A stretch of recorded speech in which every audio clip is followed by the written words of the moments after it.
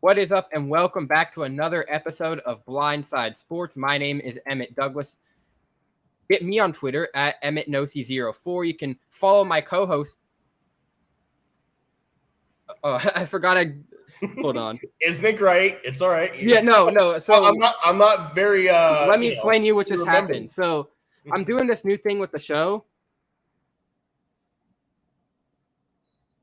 And also, I'm following Dan Beyer, who you just had. So that's kind of wild.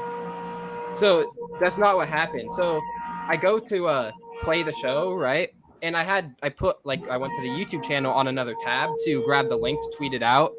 And yes, my co-host is Nick Roy. I remember that. And all I hear when I'm doing the intro is just, "What is up? Welcome back to another episode of Blindside Sports." 5 seconds delayed because I forgot to close the tab, and that's what I was trying to say, as I had my own voice blaring in my ear there while trying to do the intro. It was very hectic. But anyways, that was a good blooper. Almost like my Amazon Echo going off during the Josh impressions. I'm just so glad it's live now. Like you got to bookmark this. That was a good one. We'll do it live. Yeah. Yeah, that's great. Shout out Tyshirt. He's the one who put me onto that. I didn't even really know about that until Tyshirt started playing. Do it live. I hit those drops before he even could walk. Give me a break, but yeah. Yeah. Well, Tyshirt comes. He probably stole drops from you. Tyshirt's a cool guy. We're not gonna flame him for that because. No, of course not. He's one of my besties. He's one of my besties. Is Tyshirt coming out to? We'll get to that. But if you guys don't know, Nick, I don't think so. You gotta get Tyshirt to like a White Sox game. You know, gotta get Tyshirt in the baseball vibes of Chicago. Yeah, it's a scene out here. Yeah. Yeah. Nick Wright joins me today, back with another episode, and yeah, Nick was mentioning it. We've had a pretty big past couple weeks here on the show. We had Dan Beyer last week, Nick Cope from Fox Sports Radio and UCLA jumped on yesterday. Now we have Nick Wright today. You got some stars, man. I mean, I don't know what the hell I'm doing here. You got some good people up, and I'm just thankful you got me on as a guest. Like, what the hell am I doing? But yeah, and then we got a couple other people in the works too to come on here, just negotiating dates and all that. So stay tuned. But man, Nick, I want to lead with this because you brought it up, and we were talking about how like March is how we feel about March Madness. Nick, you're not a March Madness guy. Explain this. I just don't care. I mean, here's the thing. I'm admittedly not a college guy. Like college football, it's got to be a big game for me to get on. Have I won some money off of Nick Saban in Alabama? Sure. I bid on the games that, benefit me, that I know will be a winner. But other than that, I mean, it's weird. There's just something that it's never grabbed me ever since I was younger, way younger. Like March Madness, it's not crazy to me. But I will say this season feels like it's winner takes all. Usually in March Madness, right? Like there's like a big, there's an obvious big three teams that can win it. For sure, like they're in the running. I feel like this year is just kind of like, damn, I don't know. Like, who the hell's going to win it this year? It could be anybody. So, I mean, will I watch a few games once it's down to like the, what will they call it? Like the Big Six or like the Hateful Eight? I don't know. Elite Eight. Like 8 teams left. Elite Eight. There you go. Like, I'll watch it when it gets down there, but there's something about it. And I know I'm in the minority. I get it. Like, everyone loves March Madness. I get it. But just to me, I don't know. Yeah, and that's a good point. And I'll admit to something here on this show that I've done a couple times now over the past couple of years. And I'll go into the March Madness tournament. All right, cool. Like, I'll follow college basketball because I'm not really a big college sports guy, like college football more than anything. But other than that, I'm not really into it. So for March Madness, it's the one time I kind of look into college basketball. And I remember last year Ben Maller did a monologue and was saying how like the main goal of March Madness is to scout these players that could be drafted in the NBA. So that's part of the reason I watch it. But what I will do is I'll be like, oh, I'm so hyped for this. I have like built up excitement, and then once it gets there, I'm just not really into it, man. I mean, it just doesn't amaze me, and I'm not saying I'm not going to give it a try this year. I mean, maybe this year I will like it, but man, it's just like it's just not like I really don't know what it is, especially with the NBA and all that, and just all like how the NBA is getting like worse and worse for ratings. It's just not my thing. I don't know like why. I hope I can enjoy it because like the like point of the event is actually cool. Like I'm not gonna like putting all these guys in a tournament and just letting them go at it is cool, but it's just the like the interest isn't there all the time for me, and I get bored easily watching it. And that's exactly my sentiment too. But the only thing is that it's not like, UConn's going to run away with it, or, I'd be lying if I said like, oh, whatever other teams that are usually really good in college. I mean, but this is the year that I might pay a little attention because, I mean, this is like a random year where literally maybe a Cinderella could, they always say the Cinderella story, right? Yep. But it's been a million years since something like that's happened. And maybe this is a year where like a random little school goes all the way. You never know. This year of any March Madness for the last decade actually kind of intrigues me more than anything. Wow. Yeah, and, I mean, like who the hell is going to win? Like, there's no big favorite. You know what I will say about March Madness? I think if it was in any other month, the hype would not be as big as it is for March Madness. I mean, if it was in April, you got baseball and the NBA playoffs. Like they picked the perfect time. Like sports fans are just bored. It's that perfect month of all the months in the year. It's a perfect little pocket where it's like a dead. I mean, we got NFL free agency talk, which by the way, it's been lit so far. Oh, we're getting to that. We'll get into that. But yeah, it's that perfect little month where it's the perfect time because who cares about college basketball until this month? Nobody. So. Yeah, exactly. I mean, unless you're Aaron Torres. That's where I get all my college basketball. By the way, shout out Torres. I love great host. I worked with him. I remember working with him. But yeah, but that's his thing. His thing is college basketball and basketball in general. I get it. But man, when I worked at Fox in sports, at Fox in March, good God, it was just, who cares a meter to me? Yeah. Crazy. And I mean, sometimes I do care about it when like Arizona loses and Arnie's going to be on the air, but that's different. Oh, that was his team, huh? Yeah. Yeah.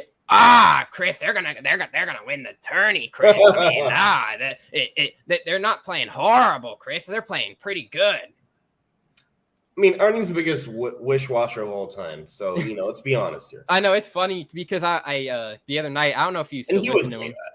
Yeah, he will. He'll admit it. That's why we can say that. But the other night, he was ripping on Lamar going to the Dolphins, and why? Wait, did he really? Why? He's a Tua guy, I guess. And God, we'll get to the Lamar stuff later because I have some thoughts on that. Right. But I tweeted to Chris Plank and Chris Perfett, who runs the show there, because Bobo left, and I was like, hey, like you guys know, if we see that NFL app notification that the Dolphins have acquired Lamar Jackson, you know what Arnie's saying on the air, that his first time coming on the air after that trade. I mean, Dolphins are winning the Super Bowl, guys. I mean, book it. They're winning, and he's gonna be the biggest Lamar supporter of all time. So, but exactly. Anyway, yeah, that's just Arnie though. Arnie's like a troll, bro. Like I love Arnie, but that's just what he does. He does it to get into the listener's head. I swear. Side note, Bobo left. He's not at Fox anymore. He quit. Or he quit. I think from what I've heard, they moved him to. So like I think it was more because he's about to get married. He has a fiance, so he's probably wanted the weekends back, and he's doing his iHeart stuff. But they have him on occasionally.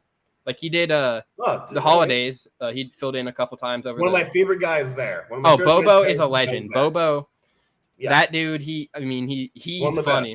Well, he's great, and he was never scared of Arnie either. Oh no, anybody, literally anybody. He'll go to your face about stuff. I mean, he literally filled my time when I got promoted upstairs. I mean, and he was across the way from me in our little studio there, and plenty of good sports discussions. One of my favorite people in the capsule of radio that I've worked in. Bobo is a legend, yeah. Yeah. I really like back at the good days where like Jonas and Bobo working together, like either with Brady Quinn after you got promoted, or on the overnights. Jonas and Bobo was an ultimate duo right there. But let's still dive into some quarterback talk, because that's what this NFL offseason is kind of coming down to. Oh my God. I mean, really, the only other notable news besides Just quarterback horrible. news was that Calvin Ridley got reinstated, but like that was going to happen. So we'll dive over. Why don't we go to Derick Carr, the Saints? I mean, Derick Carr signed another 4-year deal with a no trade clause. This time he's in New Orleans. And my immediate thoughts for this, Nick, is at this moment, Derick Carr is the best quarterback in that division. I mean, it's not even close. I'm sure. Yeah, sure. Yeah, but do I think Derick Carr is good? No. Do I think Derick Carr is winning the division because of how crappy this division is? I mean, the Falcons, it looks like they're starting Desmond Ridder. I mean, they're already out of the Lamar Jackson hunt. So who knows? It could be really dicey in Atlanta. The Buccaneers, I don't really think they know either. There's rumors it could be Kyle Trask. I don't know if I buy that yet. So maybe someone like a Jimmy G. I don't know. And obviously the Panthers, I don't think they really know either. It could be Sam Darnold. And so that division is just crappy. The Saints, though, they're not done. I mean, yeah, they have a really, really bad cap situation, and I get that. But Olave's there. He's cool, whatever. Kamara's there. They have weapons. But you need another one. You can't guard Mike, as he claims. You can't trust him to stay healthy.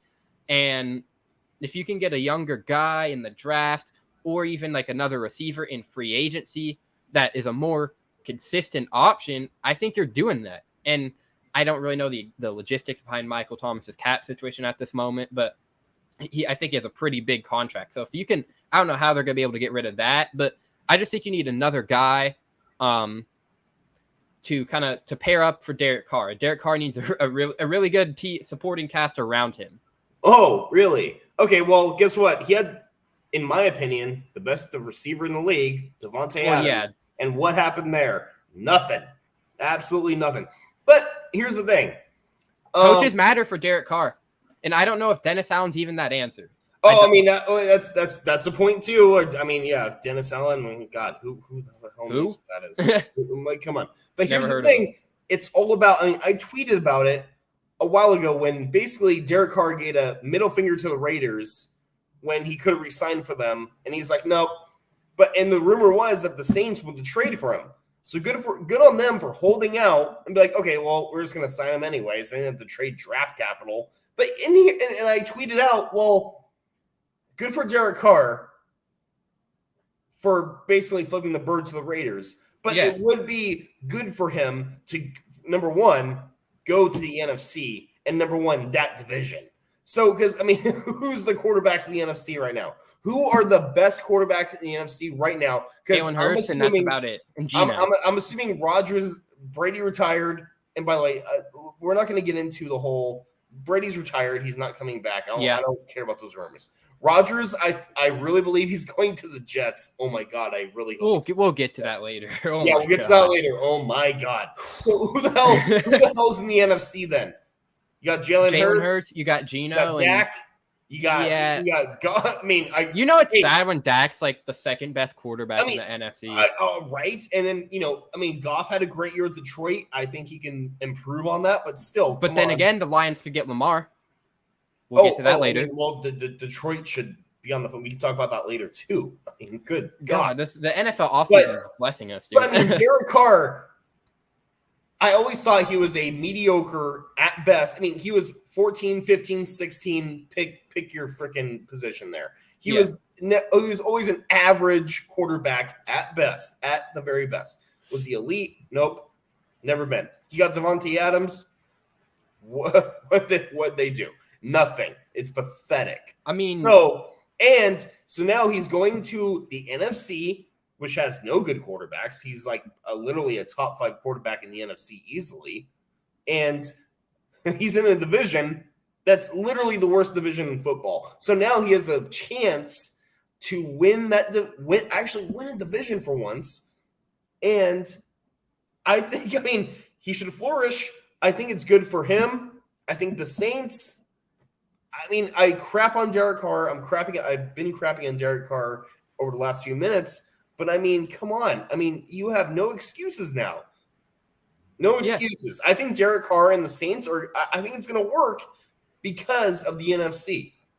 yeah, and obviously Aaron Rodgers. The Packers said like 2 months ago they don't want to trade him to an NFC team. They really don't because, I mean, it's just common sense. And do I think Josh McDaniels was a crappy coach in Vegas? Okay, yeah, whatever. I don't know. Is he? I don't know. Well, I mean, the true like kind of test about it is next year. If they get like a solid quarterback and they're garbage, then I definitely think it's McDaniels. What solid quarterback though? I mean, it's already Lamar, Aaron Rodgers. Lamar is not going to the Raiders. I mean, supposedly the Raiders are out on Aaron Rodgers, which is crazy. But I mean, what are they going to do? Trade up? They could trade up in the draft. I mean, that's like if you're the Raiders and you're out on Aaron Rodgers, what are you going to do? I mean, Jimmy G is literally the same quarterback as Derek Carr, maybe a little bit better. I mean, okay. Just like, here's the thing. I'm not Cooper Rush. No, I have too much as a Charger fan. I mean, Mahomes. As a Charger fan, I'm just gonna be real. The Chiefs with Mahomes are gonna run the division for a decade. That's fine. They're gonna win. I mean, maybe the Chargers will, be cute a couple years there. But let's be real. The Chiefs are gonna run that division for a decade. I don't think Russell Wilson is going to be as bad as he was last year, especially now that's getting a fair Sean point. Payton. And honestly, when with the Denver getting Sean Payton, it's kind of like a damn. I mean, I don't know, damn.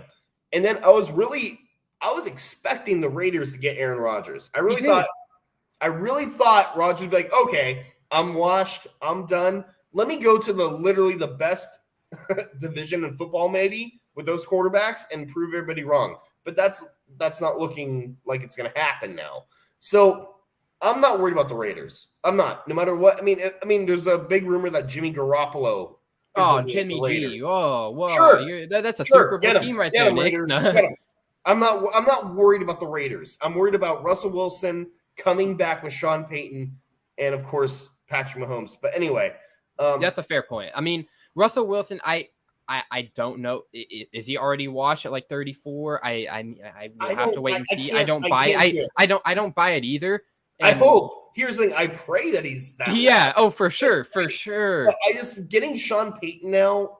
I don't know. I don't think it's gonna be the same next year. I think Sean Payton can elevate like kind of a similar system to what Russell was playing with in Seattle, and that kind of like that run heavy system and the passing. When they need it. I think if Sean Payton can elevate that, there is a chance that Russell will be good. I mean, you got a Javonte Williams coming back from his injury. He seemed to look. He seemed all right. Maybe you go after a running back in the draft or free agency. But I think Sean Payton's that was definitely the best bet in terms of the Broncos, who they could have hired for a head coach. But you mentioned it. We were talking about Aaron Rodgers, so why not just segue into that here? Aaron Rodgers, the Packers gave him permission earlier today to speak to the New York Jets. And I even said this yesterday with Nick Cope, and I said this on Twitter before. I don't know. I just don't get that. Like, I just can't see Aaron Rodgers in a Jets uniform, but it looks like it's happening. I mean, here's the thing. It's such a mind F. I mean, Aaron Rodgers as a New York Jet. Because if you look at, do I buy the Raiders are out on Aaron Rodgers? I mean, you could hope so, right? Because I'm a Herbert fan and all that. And I mean, you could hope so. Are the Raiders that dumb? I mean, apparently.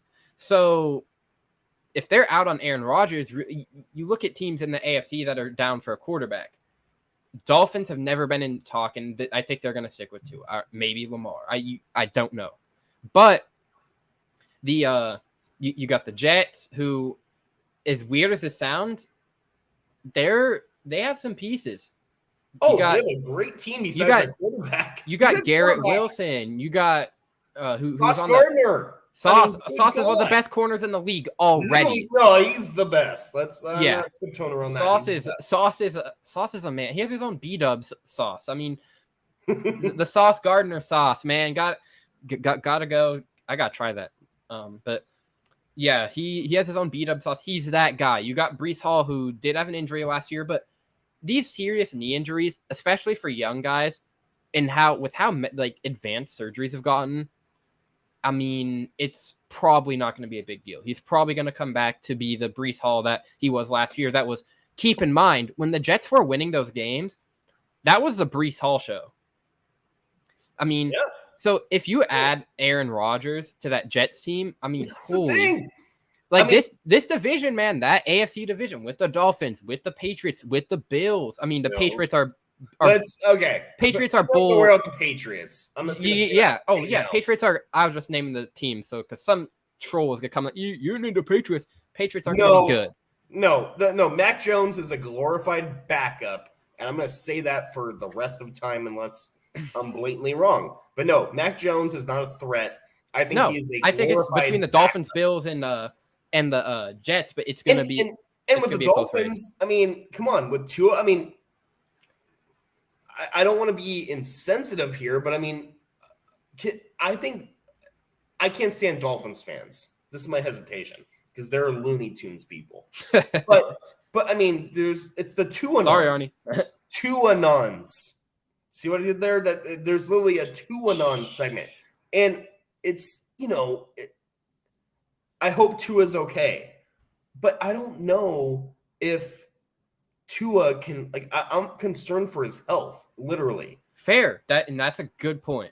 And I mean, I don't buy the Lamar. Like, come on, like, I don't think Lamar is going to go to Miami. Everyone's going to calm down about those rumors.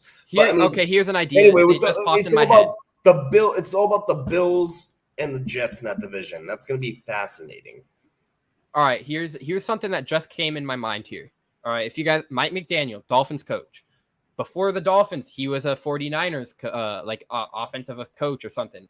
So what makes me wonder, does Tua take this year off and then they sign Jimmy G to the 1-year deal?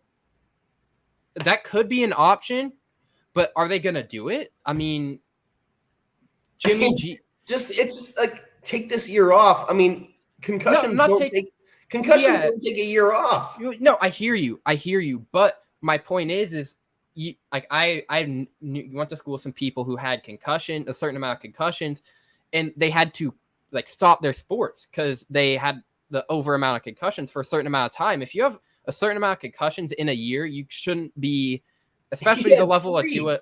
That Dolphins training staff should be in jail. I mean, Nick, did you hear about the report cards? And I completely forgot about this. Yes. Of the training facilities and wow, it was pretty bad. I mean, here's the thing. Here's what's funny: the Chiefs had like the worst of all, but guess what? They had the best quarterback in the leagues. Who cares? But yeah, it was pretty bad for that. Chiefs having the worst one was really shocking, actually. I know it was, but guess what? They had literally the best quarterback. It's weird. League. Yeah, and it's weird because, like, you get this outside conception that Chiefs players are really happy, and that's because they're winning. If they were winning, I mean, I feel like there'd be so much worse. If Mahomes wasn't there, if they were like a bum team, like no one would want to play for them. No one would even like be happy. Absolutely not. Cardinals were also definitely not a Cardinals. Bad. That one you could tell, and that just players aren't connected in Arizona. They're not winning, and you could tell that players are unhappy there. I mean, there's just so much drama in Arizona that. Well, yeah, like, I mean, Kyler Murray, and I'm literally as tall as him. I mean, who's gonna? And he has the attitude that he has. I mean, it's expected.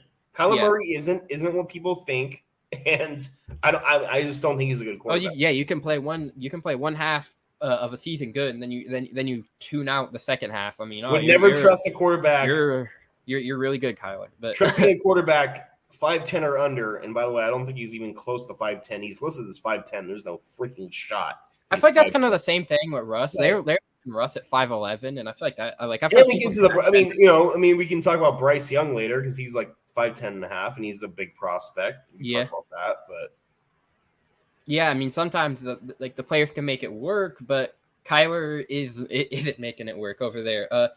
But what is making it work? My Seattle Seahawks. Emmett Douglas, Nick Wright, Blindside Sports. We'll get to them in a minute. But good for Gino. Follow Nick on Twitter @isNickWright. Get me on Twitter @EmmettNoC04. You can follow the show on Instagram and TikTok @Blindside_sports. Nick, you recently made a big life-changing move. You left the SoCal area. You moved to Chicago, and Yeah, we talk about Crazy. food.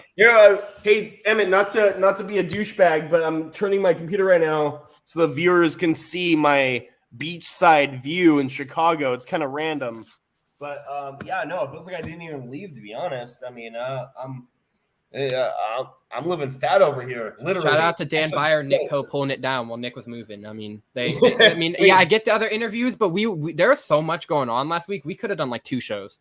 I know. And I literally I was just the last 2 weeks have been the most busiest of my life, and it's been wild. But I'm kind of finally getting settled, and Chicagoans been great to me, and yeah, I'm loving the change, and yeah, I'm glad to be out of LA. If I'm being honest with you, it's a nice, refreshing scene. You've Even been though in California your whole life, correct? Yeah, my whole life. I mean, yeah. Besides going to Vegas many times a year, that's pretty much the only action I've seen outside of California. So, Wow. but no, yeah, it's been great. Even though my car got quote unquote vandalized, so I guess a Bears fan didn't appreciate, or a Chicagoan didn't like my Charger sticker on the back of my car. Why? You're literally in the opposite conference. Well, hey, I mean, it could be a Bears thing, could be a probably a Raiders fan. It was definitely a Raiders fan. I don't. I mean, here's the thing. I see nothing but Bears stuff out here, and I mean, and I have to. It's funny. I have to tweak. I looked up what sports stations are in Chicago, and there's literally 2 sports stations out here. You just got to get the iHeart app and go to Fox Sports Radio. Oh, I know. Yeah, exactly. But I know I do that. But I was just kind of curious what's out here. There's really only one really popular sports station, which is weird to me. Is that the one that Mike North was originated or something? Or Mike North? It's the ticket something. But anyway, no. Besides my Chargers sticker getting ripped in half, I mean, everyone's been cordial to me. People, if I compare it to LA, it's definitely nicer. I'm just gonna say that. Just nicer. People are nice out here. Yeah, if you're on the wrong side of Chicago, I don't know if you'd be saying that. Oh yeah. By the way, I mean, I lived in Sherman Oaks. I lived in other parts of LA. It's the same business. I mean, you know where not to find go. the good, find the bad. Exactly. Living in LA, I knew, don't go here, don't go there. I'm kind of learning the ropes out here, and but yeah, no, Chicago's been great. Besides some mean person ripping my sticker off, but no, I'm living out here. The food, by the way, which that's what I was gonna blowing my mind. But anyway, no one cares about my Chicago situation. What else do we got? Well, we got to dive into the food real fast. Sports fans love food. So, what have you tried? Has it been local? Has it been chains that we don't have on the West Side? What's been the craziest thing you've had in Chicago so far? Well, the big thing, I know even local Chicagoans will say that it got, bought out, sold out, whatever. But there's a place called Portillo's, and that's a big Midwestern chain. Is it like a hot dog? Exactly. So they have the best. I mean, the other day I downed 3 hot dogs, and it's, they just pile stuff on top of it. And by the way, their burgers, which I would take just under In-N-Out status. I mean, anyway, that place blew me away. That's the big Chicago place that I just love. I mean, what about Chicago pizza?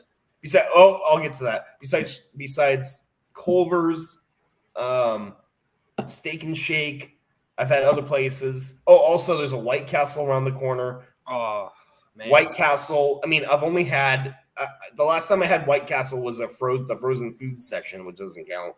But God, me too. White Castle, when it's fresh, Emmett, oh my God. Wow. So yeah, I lost In-N-Out, but I have a Culver's, a Portillo's, and White Castle within 2 miles from me. I think I can manage. But losing In-N-Out hurt. I'm not gonna lie. Yeah, In-N-Out's great. I only get it when I go up to Oregon.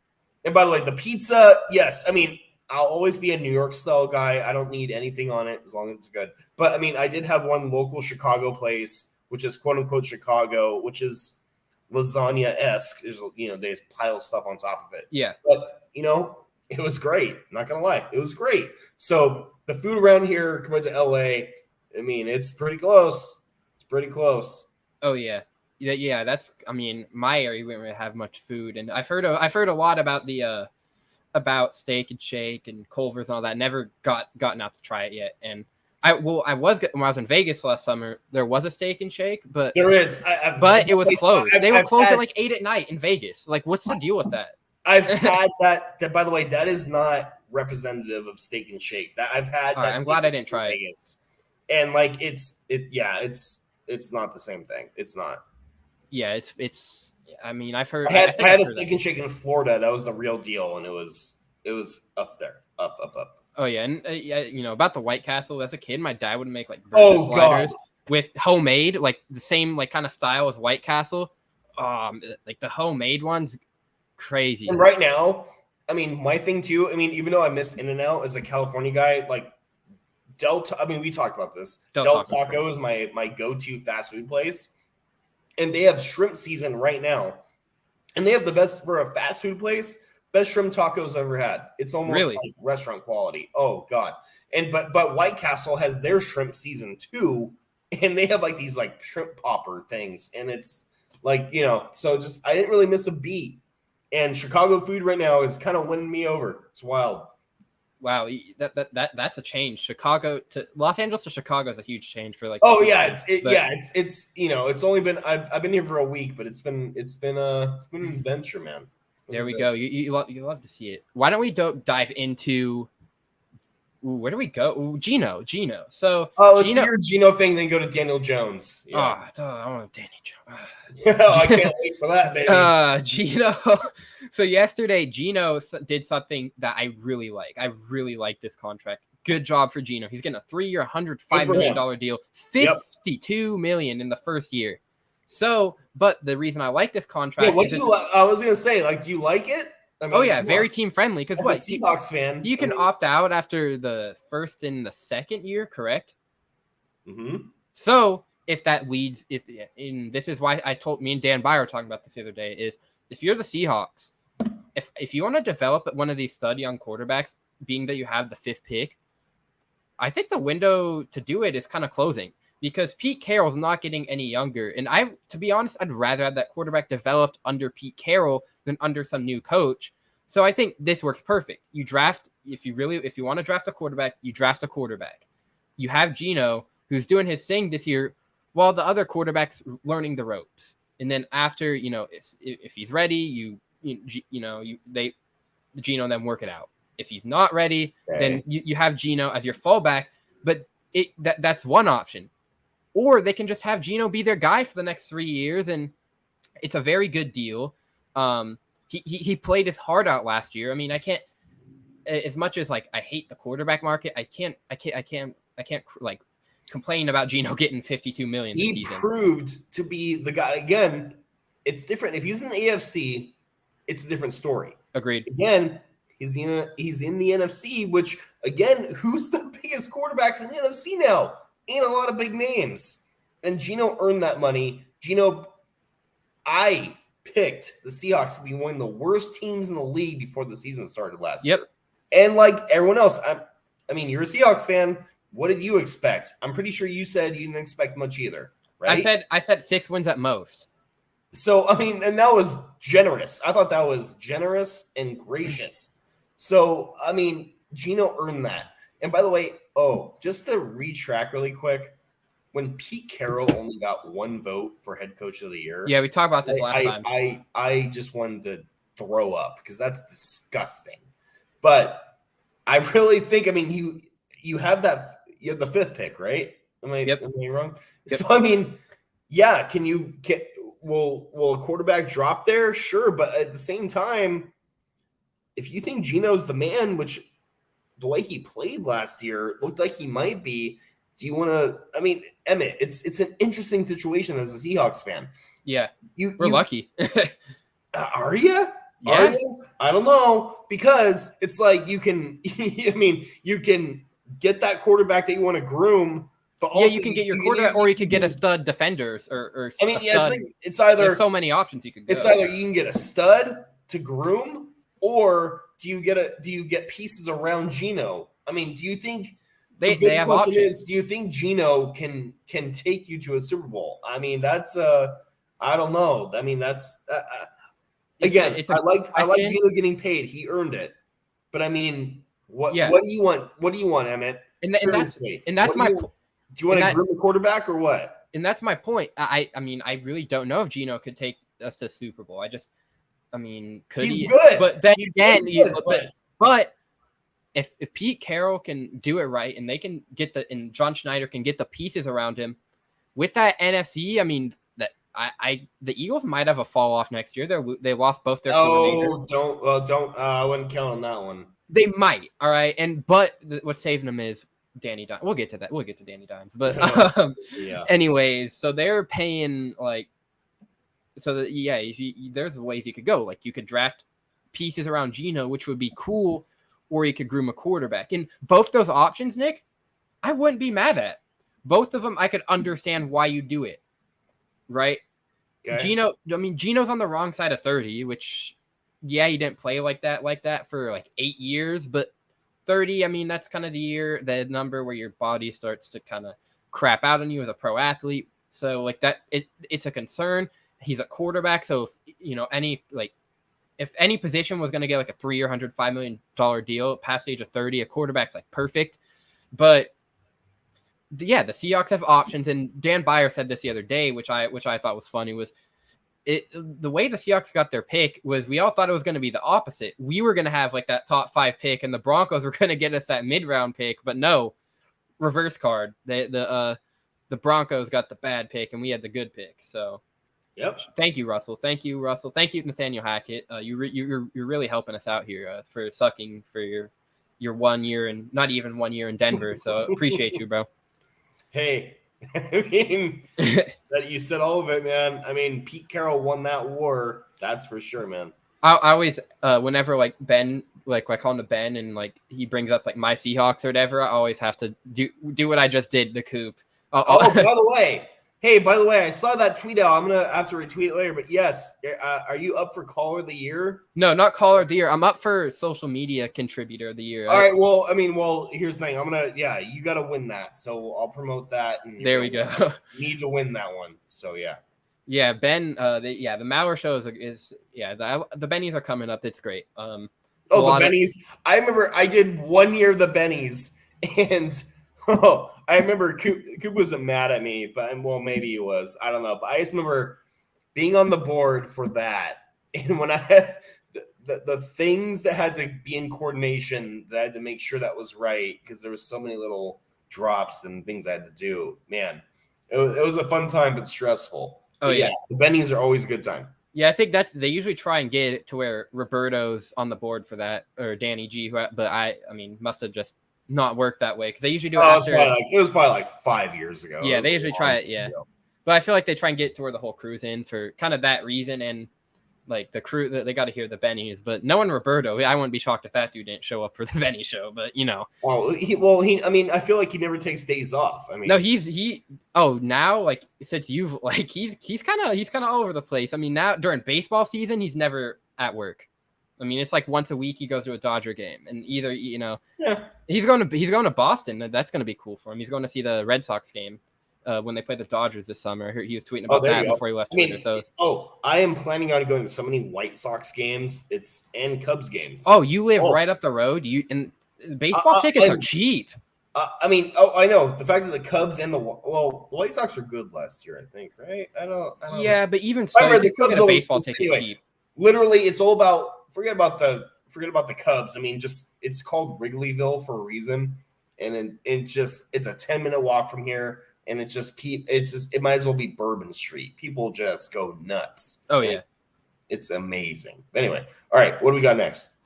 All right, we said enough on Geno. We have to go to our favorite quarterback contract of the offseason so far. Unless it's not.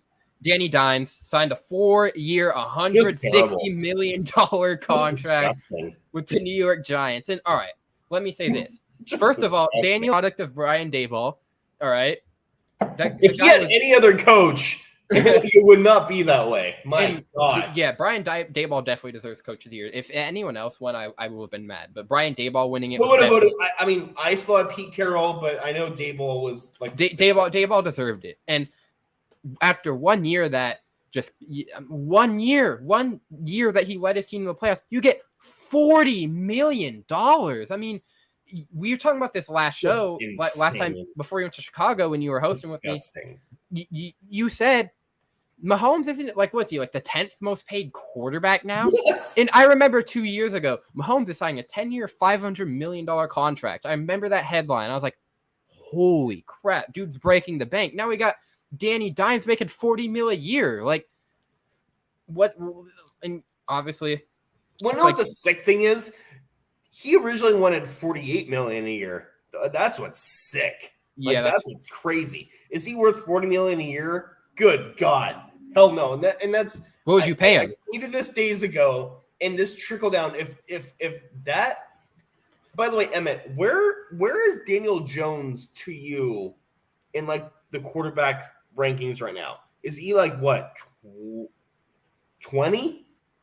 19 maybe? I go a little higher than that just because he led them to the playoffs, but not much really. higher. Yeah, he is not. He's just in the middle, like average. By the way, they played the Vikings, who everyone knew they were a fraud in the first round. And when I watched First Things First earlier, and Kevin Wildes is like, well, he's the classic quarterback. He won a playoff game. No, he was not the reason the Giants won that playoff game. No, he freaking was not. No, the reason they won that game. Yeah, just go getting into the playoffs. Just look at next week.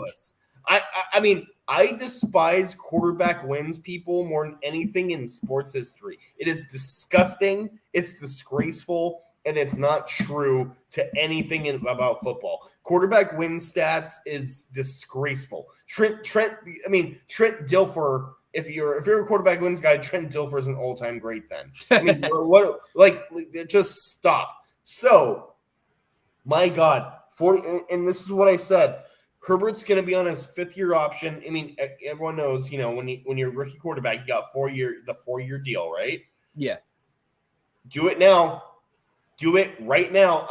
As a Charger fan, do it right now for Herbert. I hope, and I trust that Justin Herbert will be one of those guys that is like, I hope he does a Tom Brady Mahomes thing where it's like, I don't need the top dollar. I don't need them there. Whatever. If anyone's going to do it, it's going to be Herbert, I think. Right? I mean, but hey. But then again, shockers do happen.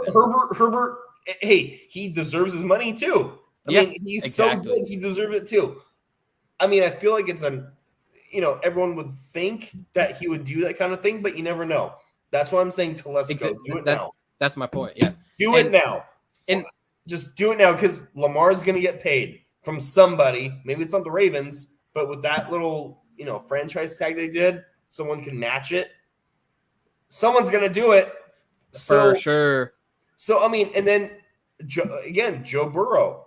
He's due. I mean, Joe Burrow can I was just going to say that. I was just going to say that, yeah. By the way, Joe Burrow deserves that money from the Bengals. Well, Jalen Hurts isn't that coming up soon too? No. This is Jalen's Jalen's got a couple more years of that rookie contract. No, he got drafted the same year as Burrow and Tua and Herbert. And by the way, that comes in my point too. I mean, if the Eagles are smart, they should do that soon too. My point is, do it now. If Daniel Jones got $40 million a year for Daniel Jones, who's maybe by the way, we could do a rundown, but I don't really need to. Maybe like the 20th best quarterback in the league. Get the hell out of here. That is insane. And the Chargers and the Bengals and Lamar, I just hope the Chargers bite first. Hey, Herbert, $46 million a year. Do it now, right now. Let's go. Because, I mean, if the dominoes keep falling, and that's why I tweeted this the other day.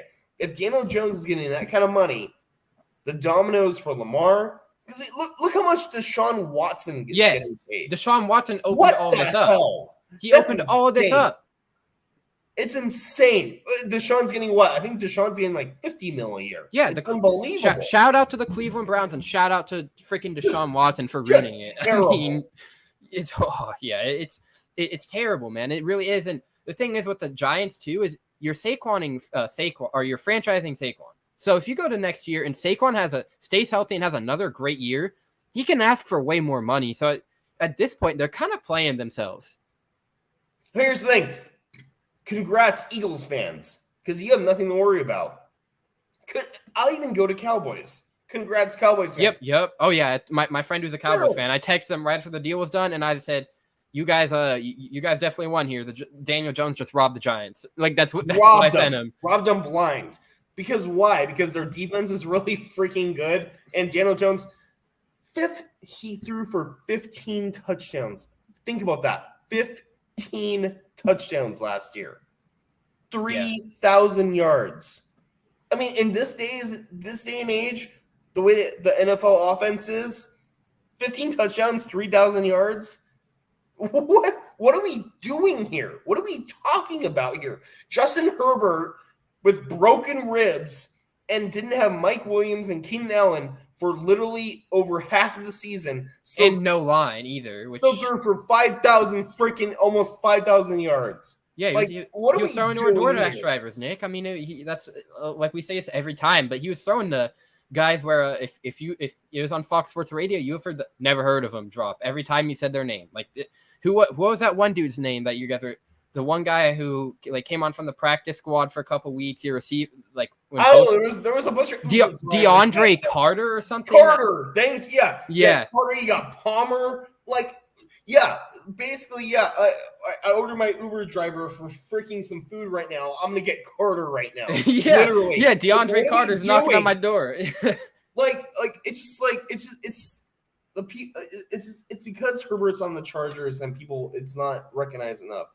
But just like for Herbert to have the year that he had under all those circumstances, so that's why I'm like, my point is, do it now, Telesco, GM of the Chargers, Tom Telesco. Do it now. Do it now. Hopefully, pray on your little fingers that Herbert would take $46 million a year. Hopefully, because that's gonna go. I mean, if Deshaun, and here's the thing: if Deshaun's making $50 million a year, Herbert can be like, well, look at this guy. And Herbert's way better than Deshaun Watson. He's way better than Deshaun Watson. I mean, just do it now.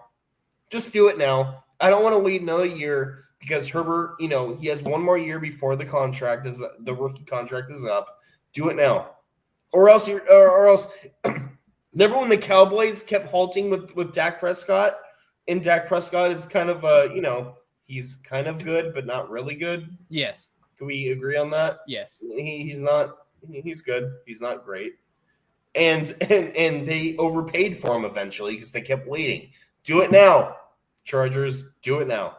Yep, that's a fair point. But a lot of teams, they don't like to give out that big money. They don't like it. So if they can do it, like the Chargers are smart, that's what they're gonna do because they're not smart. That's the problem. Tom Telesco is a weak GM, and they're owned by Dean Spanos.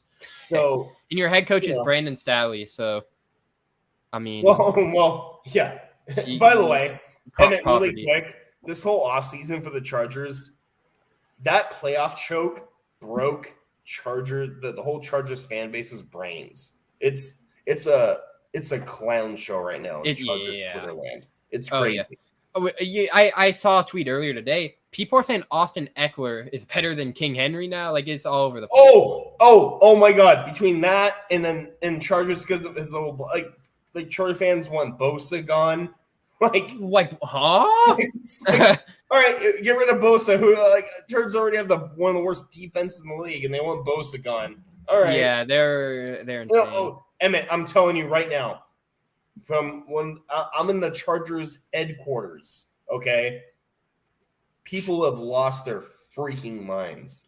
I mean, yeah, people are going to probably say trade Justin Herbert at this point. I mean, we're not there yet, but I mean, people are like, well, let's just let Keenan Allen, Mr. Third Down, Keenan Allen. Let's let Keenan Allen go. He's too old now. Thankfully, didn't the Chargers say they're not doing that though? Thankfully, because that was a rumor. The one good thing Telesco did was like, no, we're not going to yeah, exactly. You don't let go Keenan Allen, a top.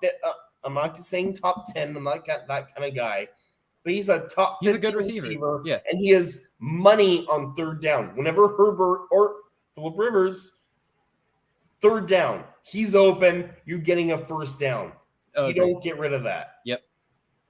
And you gotta keep the two of the pair of Keenan Allen and Mike Williams together. I mean, by the way, And Herbert and Keno are straight up friends. They like golf together. Like I've seen stuff.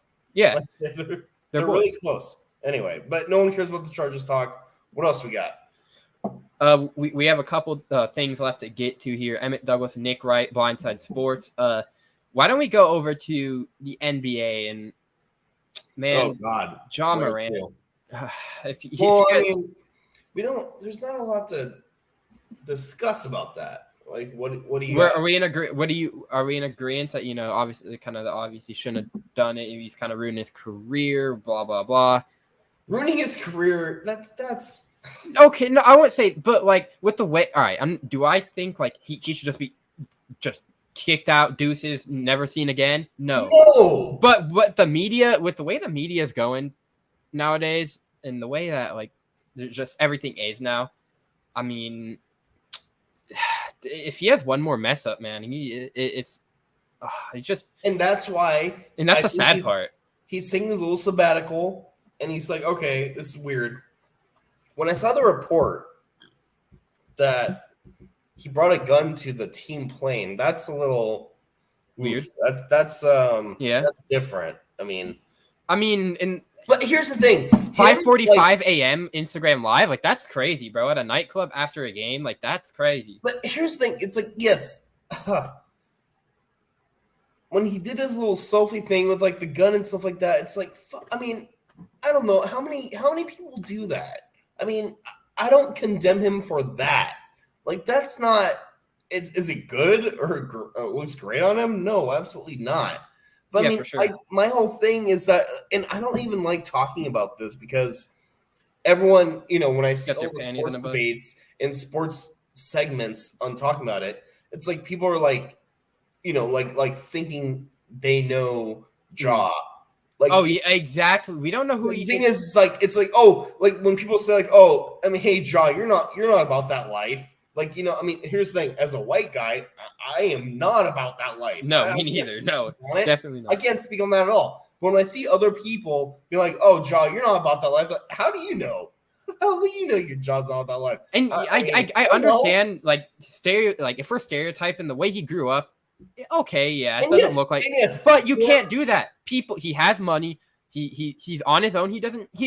Who cares what his parents think? He can do what he wants. He's a grown adult. Like, he's gonna do what he wants to do. And here's the thing that goes into, as a white guy, I don't. It's uncomfortable to talk about it because, like, when I see other people talking about, he's not about that life, and he grew up with a good family and stuff like that, which a lot of African Americans don't do. So it's like, he's a part of that culture where it's like, oh, you're not about that life, so don't be tough. Mm-hmm. I can't speak on that because I don't know. I mean, I never grew up with having a hard life with a lot of people do. Yeah. Did I? I mean, that's a great point. This is just a random aside, but like I grew up in schools where I was the minority and I got beat up for being a white kid. But that's different from Ja. Like Ja grew up. I mean, I just don't want to speak on Ja's like hardness or how tough he is because of where he grew up. I don't know. No, that doesn't matter. Yeah, exactly. It doesn't matter. We don't know who he was 10 years as a 13-year-old. Maybe he could have been like this on the side. You just don't know. And it comes into play too, where it's like Ja. I mean, he's literally, besides like outside of Luka, and I mean, my favorite players outside of Lakers is Luka and Ja are like my top two. Yeah, like when I see they're fun to watch, man. Just dunk on dudes. Like I love Ja because of his basketball play. I mean, I love him, and it's just I don't have a lot of commentary to like. I'm not gonna like criticize Ja or be like, oh Ja, you're doing a bad thing because you have a lot of money and so you should act a certain way. That's what I don't like. Yeah, and that's a fair point. Part at all. It's like you don't know what Ja's going through. We don't know what Ja's going through. I mean, and just for people to just come out in droves and say, "Hey, Ja, you're not you came from a certain neighborhood. You can't act about that life." And now he's getting killed for it. I don't love that because for me, I can't judge. I can't judge about that. Like I can't. No, Not and even close. yeah, and that's a good point. And and I don't think Jaw really wants to I don't think that's his goal. Like I think Jaw still wants to be I don't think he's a bad guy for say. I mean, shoot, Plexico Burris kind of did the same. No, Plexico Burris did something very. He brought his gun into he didn't stream on Instagram Live, but he had it. Blah blah blah, whatever. But my point is it's yeah, do I he doesn't have whatever, we can't really talk about us growing up. Me and you don't, we both of us, none of us on the show lived that life. We're white dudes, but there's a certain extent that I'm where to me is if you're working for a place, man, and if you're under something, your job's doing this, you just gotta be careful what you post on social media. You gotta be careful what you post, and that's the bottom line of this. If we're giving you guys a lesson here on the show, think before you post or think before you go live, man. I mean, it could really come back and bite you in the what. He's a top 10 player in the league at the very least, right? Top 10 at the very least. I mean, at the very least. I mean, if people want to argue top 5, I'm not going to kill you. That's fine. But just I get it. It's just when when people just criticize him you should act a certain way and whatever. I mean, is it right for him to have a gun on a freaking plane? Of course not. No. But I'm uncomfortable. The only part I become uncomfortable when people are like, "Oh, Ja, I mean, yeah, you're one of the top players in the league. You make this much money, so act a certain way." That's just a little. I don't know. It's fair. I don't know. Emmett Douglas, Nick Wright, Blindside Sports. Now we're talking pre-show, Nick. We're talking about the baseball classic. All right, that kicks off tonight, and both of us want Shohei Ohtani, and just for the respect of Shohei, and I said it because I want Shohei to actually win something. Japan, baby. Oh, what? Oh, was that a little shot there, Emmett? I'm not gonna let that slide. What was that? Well, win something. What does that mean? The Angels haven't been good in 15 years. So. Oh, by the way, cut off. I'm cutting that off right here. Okay, so baseball is the one sport where it shows no matter. Mike Trout is one of the best baseball players in the history of baseball. How many playoff wins does he have? None. And there's a reason why. Oh, guess what? Ohtani literally hitting 300 and pitching in a Cy Young level. Which he didn't win an MVP for baseball. Yeah, and he should have won back-to-back, but baseball voters are complete jokes. Jokic. Jesse Rowland getting in, or not, whatever. What's his name? Scott Rowland or whatever. Who got in the Hall of Fame? I don't know. Who cares? It's exactly my point. The voters are I'm gonna have to look it up now. Just without Jokic, but the voters are. But I want to talk about this before we get out of here. Jokic is about to win 3 MVPs in a row, and that's not NBA voter fatigue. But after Ohtani literally does Babe Ruth crap, and voters are already over it. It's a joke, and it's ridiculous. And I hate MLB Hall of Fame voters more than anything in sports. That's my number one. But anyway, the whole thing is that Mike Trout is one of the best players ever. It's proven. Ohtani, one of the best players ever. At the same time, he pitches and hits on a elite level that nobody's ever seen, and the Angels still can't sniff the playoffs. I am done with people and fans and most likely. Yep. Update on the Baseball Hall of Fame. It was Scott Rowland and Fred Griff. That's I was just correcting that. Scott Rowland got definitely not deserving. But so Ohtani and Trout and on the same team, it's it doesn't matter. Mike Trout can hit 490 with 100 home runs. Ohtani can pitch with a 1.9 ERA. Yep. It doesn't matter. Baseball, it's sometimes when I see people criticize Trout and Ohtani, well, never made the playoffs or won a playoff game. Oh, are they playing tennis? Is it one-on-one playing tennis? What are we doing here? Baseball is the one sport, no matter what, and it comes back to Artie Moreno, who is the Angels owner, who does not care about winning. No, it's one sport. Emmett, it's the one sport. Doesn't matter how great or Tony or Trout is. It's the one sport. It doesn't matter. I don't want to hear about wins or losses or legacy when it comes to MLB in the playoffs. It doesn't matter.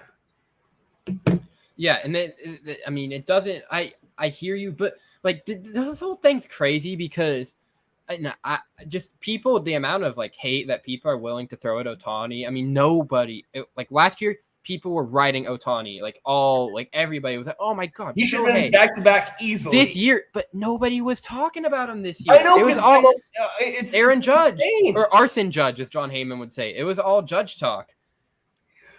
Yeah, who cares about Judge hitting those home runs? We have never after one. Well, he won the MVP the year before. He did it too. Who cares? Who freaking cares? He pitched like a top 10 pitcher. He hit like a top 10 hitter. Unseen. Never done before. Years. Like and like after his he was better. So he won the MVP one year, right?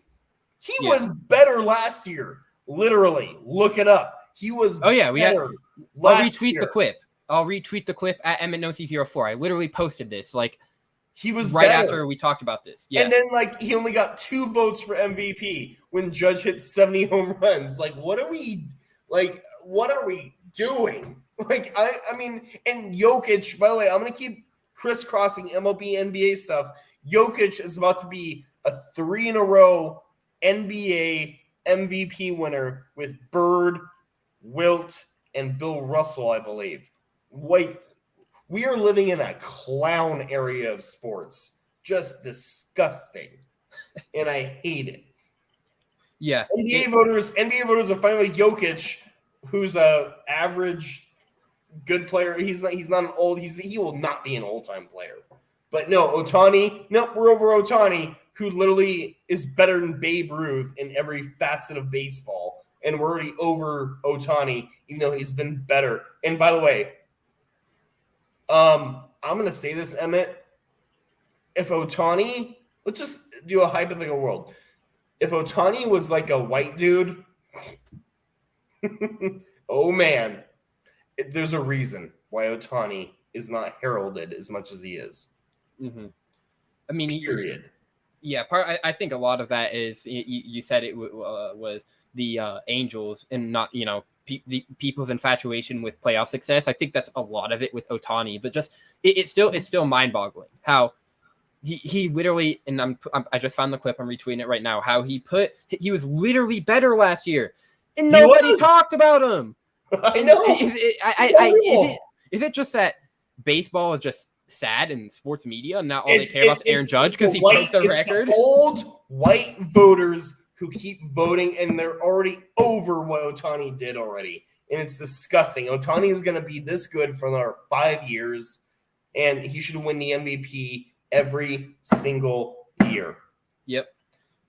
Let's see if he can keep it up, though. Which he will. But he will. Back to the baseball classic. Yeah, that's going to – I mean, they got, like, Japan and all that, and Ohtani's going to be repping his home country, Japan. So that's going to be cool. It's going to be great. Hey, I'm expecting. I mean, Japan is so good at freaking baseball, man. I mean, this is gonna be a great. They have another stud kid coming out in a couple of years too, like a pitcher. They have stars. They have stars. So this, I mean, there is a couple countries that can win this WBC, and it's gonna be fascinating. This is not like when America should win the basketball world, thing that they did. This could be anything. And that's why I always come back to, if Babe Ruth lived in an era where other countries and other people played in the MLB, he wouldn't be all that. Nah. And I've always said, people hate me for this. I've said this in my Fox Sports days. Babe Ruth is the most overrated great athlete. That's a hot take. Oh, yeah. I mean, yeah. Sure, he bullied up on a ton of white dudes. Good freaking in a really small space. Good job. If he plop him in this era right now, in Babe Ruth's prime, plop him in this era with all this diversiveness and everything else. Yeah, we'll see about that. Yep. So and another thing you were to tell me at the start of the show is you have hope for the Angels too this year. You guys, you think this could be your year? You don't? No. It's every year's is the same thing. Nope. I feel like you and all Angels fans, like Justin Cooper, just numb to the Angels being bad. No. I mean, here's the thing. We'll believe it when we see it. Exactly. I mean, that's kind of like me living as a Mariners fan since last year. We didn't make the playoffs since like 2000, which was before I was alive. So like put that into perspective. I guess I have no reason to talk crap about the Angels, but when you have a talent like Mike Trout, who is an all-time baseball player ever, and then you get Ohtani, who's going to be another all-time hitting like that, who is also all-time, and you still can't make the playoffs. I mean, what do you want? I mean, what do you want us to do? I mean, there is no hope. There is no hope. Yeah, there isn't. And I remember you were so sad when they brought back Artie Moreno a couple months ago. We did the show right after that. It was like Vince McMahon and WE. Like, Vince McMahon was out of here, and then wait, nope, I'm gonna come on back. Like it's terrible. No, like it was the greatest news when Artie Moreno left the Angels, and when he came back, it's like, God damn it, like terrible. And we we'd even get to, which is crazy. We never got to Lamar. So we got to do that. Lamar got franchise tagged today. We make it easy. The Baltimore Ravens should, I don't know, sign him yesterday. I don't know what's happening in Ravenstown. Well, here's my thing with running quarterbacks, and Rob Parker said it perfectly yesterday. I hate paying running quarterbacks like super long term because of injuries. What you got to do, I believe it was Rob credited Randy Mueller for this. Where you could do like a 3-year deal, but go a little more heavy on the money, so he can like if it and make it more like kind of like opt out. So if something happens, they're not completely screwed, man. Like a 5-year huge contract for a running quarterback, who nothing against Lamar, he's a good quarterback. He's bad. He's not the healthiest of guys, and it's not his fault. He's a running quarterback. But you gotta figure that out as Maybe the Ravens just have a crappy training staff. He needs to get out of there, and he'll be more healthy. But I think Lamar, you're going more kind of not like 5 years, but you're going a little shorter term. But you're giving him his money still. He still deserves that money. I mean, if Lamar's in the right spot, and the Ravens definitely haven't done him favors for helping him out. Like Lamar had no receivers last year, and I mean, besides like Rashad Bateman and Mark Andrews, and Rashad Bateman wasn't even that good, and he missed like half a year. Devin Duvernay was like had 2 hot games, like, and then that's like that's the Ravens receiving situation. So like J.K. Dobbins wasn't healthy. So, like the Ravens just wasn't good for Lamar, and at this point, I think the damage has already been done. I don't think Lamar wants to play for Baltimore. I think he kind of feels like you guys screwed me over here. I think Lamar, if it gets past to the point where he doesn't go anywhere in the offseason, I think he might be holding out, and he should. At this point, what is Huntley going to get you to the promised land? Oh no. Yeah, did Huntley play his ass off and did what he could? Okay. Mm-hmm. Lamar is a unanimous MVP pick. Yep, 2019. I get the hesitation because he's a running quarterback and he gets hurt. Okay, Ravens, what are they going to do? Play Huntley for a few years and then maybe cross your fingers and maybe get another quarterback of the No, Lamar has proven how good he is and how good he could be. Even though it's the risk that he's a running quarterback and get hurt. What is your other option? That's a good point. That's the bottom line question. What is your other option? Oh, yeah, Huntley. Let's play Huntley and groom a quarterback for a couple years. When you could have had Lamar Jackson for you could have Lamar Jackson for years to come. Yeah. You pay Lamar Jackson. I don't care about if I was a Ravens fan, I almost feel like a Ravens fan because it's unbelievable. Yeah, it's pretty crazy. What is the alternative?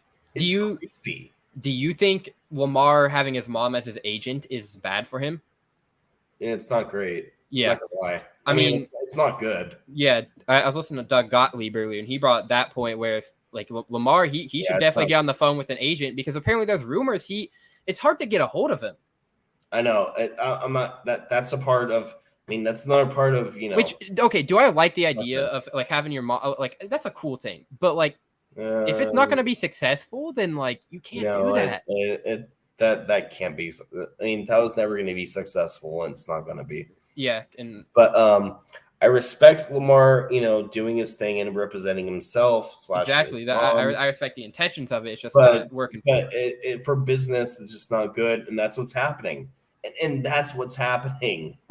It's unfortunate, and that's if he was with the agency, I mean, I think he'd be already signed, sealed, and delivered at this point. Do you think he probably been signed last year? I mean, I'm glad you brought that up because that's a big thing. Like he doesn't have an agency, and that's a big reason why he might not be a Raven. But ultimately, that's still the Ravens' fault because the Ravens. And if you're talking for Lamar like all time, like leaving the Ravens could work out better for him. I think it might have to just be that time. It depends on where he goes. Yeah, it depends on where do you think would be a good fit for him though. Like I said, Detroit. I see Atlanta as. Atlanta already opted out of that. They said nope. They're out of here. Atlanta's out. Yep. I mean, it's the same division as Derick Carr, which Lamar would blatantly be better in. I mean, basically anywhere in the NFC. Anywhere in the NFC would be good for Lamar. I've seen the Commanders rumors pop up, which could work, but they claim that. Do you buy their starting Sam Howell? I mean, it kind of would be a Commanders thing, but if you can go for Lamar, I think you're going for Lamar. I mean, the Commanders they have a solid team around them. They got a good team around.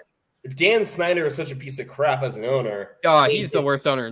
Could he maybe change some people's opinions? Be like, all right, I'm going to pay a shitload of money for Lamar Jackson. Let's go get Dak. Let's get over Dak and Jalen. I mean, I don't know.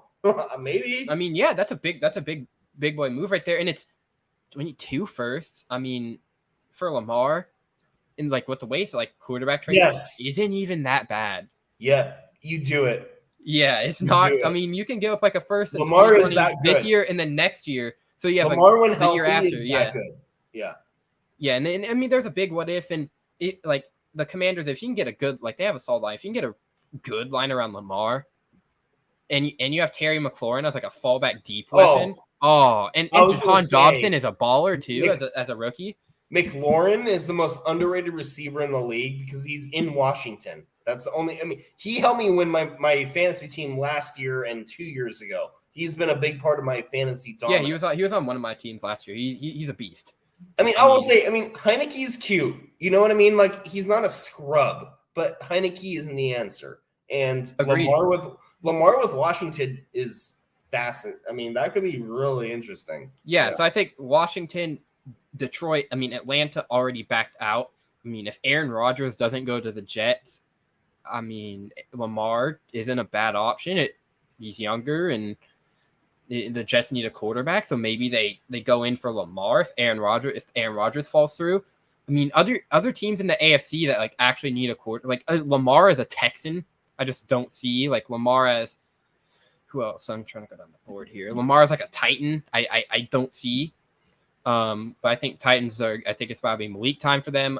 Speaking of Titans, you see how Derrick Henry is shopping around here? I think I saw that, and I was telling I think he could go the Bills, man. If the Bills could make a name for a running back. Well, guess what? As a Charger fan, bring him the hell over here and get Eckler the hell out of here. Ooh, there you go. Ooh, Herbert and King Henry. That's a crazy backfield. Can you imagine? Okay, here's the thing that I mean, Charger fans hate me anyway. Getting Derrick Henry and the Chargers, Eckler is a touchdown machine. I'm not going to deny that. He is not an every down back to grind. He's not a trenches guy. He's a finesse running back. Yeah. Okay. Derrick Henry and the Chargers right now. I don't know. Book your Super Bowl tickets. That's all I know. Oh, there you go. If that Do it happens, right I now. might have to roll with my Chargers Super Bowl prediction. 2 Derrick years in a row. Henry on the Chargers to take that kind of Custer off Herbert. Well, My God. Yeah, That but would you guys gotta get rid of Brandon Staley before Derrick. I mean, it's just that dude's burnt all bridges possible. That guy is Well, I mean, terrible. hey, he fired all the coaches. We have a whole. I will say this. I know people, are annoyed because I'm talking Chargers. Kellen Moore, the offensive coordinator for the former Denver Dallas Cowboys. Yep. Made Dak Prescott look pretty good for years.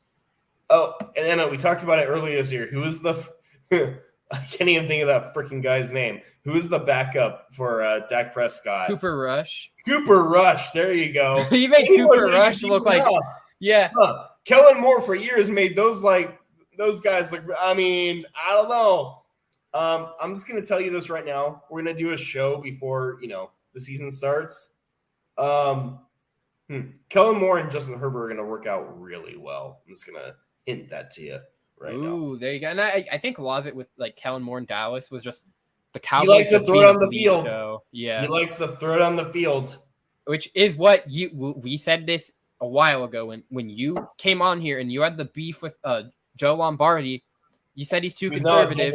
Yeah, he's on Denver. Now throwing it deep down the field, and that's what you said. You said you wanted a candidate who could provide to have Herbert take more deep shots because that's what. And Herbert with broken ribs and 2 of his main receivers out for the whole year still threw 5,000 yards with Joe Lombardi who held them back. Now Kellen Moore literally says, "Hey, I'm glad to go to the Chargers. I can open up the playbook and let a quarterback throw down the field, baby." And Herbert's gonna. I think I've done this for 3 years now. This will be year 4. Herbert's gonna win the MVP next year. Spoiler alert.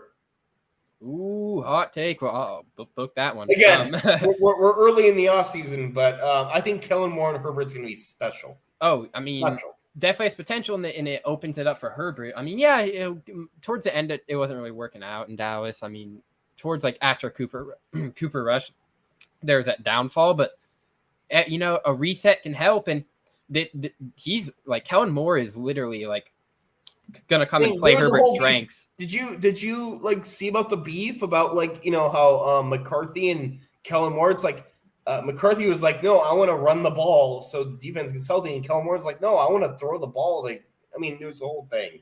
Yeah, so definitely, I think it's gonna be good for Kellen Moore there in Los Angeles. But I mean, they're still like, yeah, all this is gonna, we could say all this, but Charger's gonna Charger, and you guys have bad luck. So like, I mean, here's the thing. As a Charger fan, after that 27-0 loss, which I knew was gonna happen, I mean, I'm never gonna feel safe about any game going on forward. Right? Oh yeah, can't even blame you. I've been a Charger fan for 20 years. I mean, it just that was the ultimate, and yeah, it just imagine how like scared Falcons fans are constantly. 28-3 in the Super Bowl to Tom Brady and you blow it. I mean, they are probably just scared of everything. It's funny you say that. A year and a half ago, my wife worked for Steve Harvey and they did an Atlanta shoot. Mm-hmm. And this was a year and a half ago. And we, went around and just kind of explored the city, Uber drivers here and there. And I've talked to several Falcons fans who are like, it broke it broke us. Like, we're never going to feel good about any lead ever again. And that's how I feel with the Chargers. I mean, 28-3, 27-0, what's the difference there? So, I mean, yeah, having Justin Herbert helps, but I'm not going to feel good. I almost don't want to have a big lead anymore as a Charger fan. Wow. You scared? Oh, yeah. Oh, man, especially with Staley. Oh, yeah, absolutely. I mean, it doesn't matter anymore. And Trevor Lawrence throwing he threw 4 picks. Four picks, 5 turnovers in the first half, and they lost that game still. I mean, that's enough to scare me for life, and man. I mean, that's the thing, too. And that's what bothers me, too. It's like everyone thinks after that win, Trevor Lawrence is the real deal. He threw 4 picks in one half. The Chargers defense melted in the second half. I don't want to – I mean, I see all these flowers of Trevor Lawrence and how good he's going to be next year. I think I think Jaguars are winning that division, and it's not even close. Titans are. Titans are bad. I mean, yeah, it's a bad division. And the gambler's coming back, baby. Calvin Ridley. He has another weapon right there, and the Jags, even as weird as it sounds, the Jags, they're good at getting weapons, man. Trevor Lawrence had literally one of the worst rookie years in playoff history. Oh, yeah. And, but the Chargers definitely bungled that. The defense bungled that. And, yeah, does Justin Herbert I think Kyler Murray's playoff game was worse. Justin Herbert has that little slice on the end there of that blame, because I'll never forget that he overthrew Keenan Allen on an easy touchdown. Yeah. But, I mean, still, 27-0. That is not on Justin Herbert. The defense let 27 points evaporate, and that's just is what it is. Exactly. I mean, and Brandon Staley. Brandon Staley, who wanted to only run 4 times in the second half. 4 times. When you're up by 20 coming into that third quarter, you have a 20-point lead and you only run 4 times. And 4 times. You got to run out the clock by running the ball. Exactly. I mean, that's basic football logic. That's like, I'm on Madden right now and I don't care. Why don't we just try and bomb it down the field and run up the score? I mean, come on. It's absolutely insane. It's like he was slowly trying to lose that game. Anyway, I gotta, I can't. Yeah, I'll never get over it. We'll never get over it. How about your Lakers, man, too? Like, just when things are starting to go right, you guys come back from a 27-point deficit, and then LeBron James out for two. Man, I'm not gonna lie. Like that one, I was like, oh, like when LeBron. What do you mean? Well, LeBron, yeah, you guys are fine. You guys are playing well, but LeBron out for 3 weeks is just it's not. Right. It's okay. Hey, we're gonna pace ourselves. We're by the way, when I listen to, even though I'm in Chicago, I still listen to local LA radio when it's the time. And I don't want to hear about the 6th seed. That's not happening, obviously. But Fred Rogan, is that? I know. I remember him saying that on Odd Couple. It's not gonna happen. But as long as you make the 10th seed, just make the 10th seed for the play-in, and LeBron can come back in for the play-in in the 10th seed. Boom. Yeah. No messing. It's not much to ask. Yeah, I mean, it's definitely there. Did you see what LeBron tweeted last night? Yes. With his son. Man. I quote tweeted it. It's not. Come on, LeBron. Come on. I mean, somebody in the and like I quote tweeted it too, and somebody replied, and they were like, "Yo, I didn't know they had Little League Pass." Which even then, LeBron's not even like close to the top of his high school class either. Bronny Jr. Like Bronny, he's not. He's officially, I think I saw earlier he was ranked 9th of like the top prospects. So I mean, top 10 is that's a good place to be in, but still, he's not like top of the top.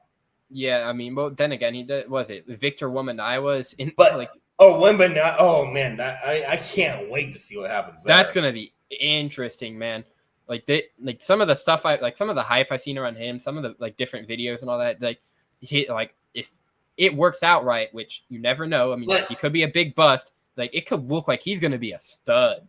But I mean, when we go back to Bronny, I mean, we got to think. I mean, LeBron when he was a senior in high school, he was better than 50% of the league, right? Because he was LeBron.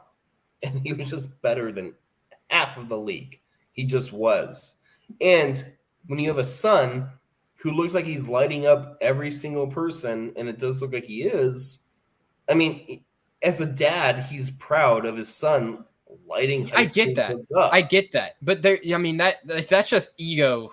That's an ego fed tweet right there. But I'm just saying the tweet that is a little, come on. Yeah, that's too far. I mean, yeah. And don't tweet that.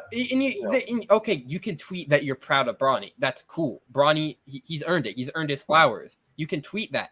But you can't, I mean, to just say something like that is just absurd, man. I mean, come on. These guys are. I mean, can you imagine in that game that LeBron was tweeting about, everyone that was riding the bench is like, oh, I guess LeBron thinks his son is better than me hitting. And in the NBA, there's a lot of guys riding the bench who are really good basketball players, right? Can you imagine how bad that rubs them the wrong way? Where it's like, oh, Yeah. his 17-year-old son is better than me, huh? Yeah. Whoa. I don't know. I mean, there's levels to that tweet that LeBron didn't think about, to me. Yeah, and that's fair. Can we say this too? I mean, how about them Clippers? Man, Clippers are not. What about them? What about them? One win since Westbrook. I was, man, I'm not gonna lie. I was like, all right, I'll give Westbrook a second chance, and he did help him in that one win, but it's just, oh man, hearing Ben Maller, who's a diehard Clippers fan, get just last Sunday night. He was the night that they lost to the Nuggets. He was unbearable. He was so mad. And then, like, obviously, like, me and the cars would call him, and we'd start gassing up the NBA. We're not talking basketball. And then, obviously, Coop has to get his licks in because the Lakers won that day. I mean, and then, just the Clippers struggle. And good for Coop. Oh, yeah. Coop's probably on cloud nine because the Lakers, I mean, it's looking better for the Lakers than the Clippers. In the past, like, couple years, it's kind of been the opposite. I mean, not last year because Kawhi, but Emmett, I'm gonna be right back. I have someone at the door. I'll be right back. Sorry, listeners. I'll be right back. There we go. So yeah, the Clippers to me, they're definitely disappointing. I mean, now you're starting to get Paul George, Kawhi Leonard. You know, they've been in their rhythm for a couple months. You're not doing any. They're not. It's just not leading to success. And people, I saw the question on Twitter the other day. And people are starting to wonder, is Ty Lue responsible for this, and maybe Ty Lue isn't like who we know him as. I mean, he had some hope in the playoffs a couple of years ago, but it's a good point. It really is. And just the amount of just, I did not expect, I thought Westbrook, that could have worked in LA. And I mean, it's still, I guess, early, it could change, but it's not looking good for him. And man, it's just you as someone who's an instigator, you love to Ben Maller, you love to see the Clippers fail. But anyways, well, wait, hold on. What were you talking about the whole time when I was gone? I was saying how what's going on? Okay, so what I was saying was how now Paul George and Kawhi Leonard, they're kind of in a rhythm of at least playing together sometimes, and it's been a disappointment.